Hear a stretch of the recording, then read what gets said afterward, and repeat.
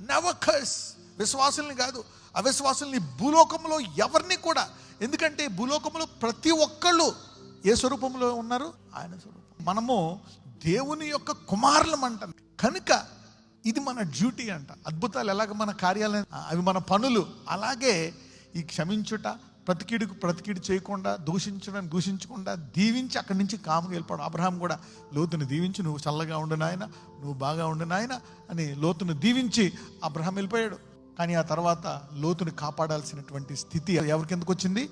Abraham. అలా చేయడం వల్ల అబ్రహాం ఎదిగిపోయాడు. ఏ స్థాయికి ఎదిగిపోయాడంటే ఎక్కడ అడుగు పెడితే అక్కడ ఆశీర్వదించబడుతున్నాడు అబ్రహాం. అబ్రహాము సంతానానికి ఏంటంటే కరువులో నీళ్లు లేవు. నీళ్లు లేని చోట తన కుమారుడు విత్తనాలు విత్తితే దేవుడు ఆ ప్రాంతంలో కింద నుంచి నీళ్లు తీసుకొచ్చి ఆ పంటను తీసుకొచ్చాడు. వాళ్ళు నుయ్యి తవ్వితే నీళ్లు లేవు, ఇస్సాకు నుయ్యి తవ్వితేనంట ఏమొచ్చిందంట?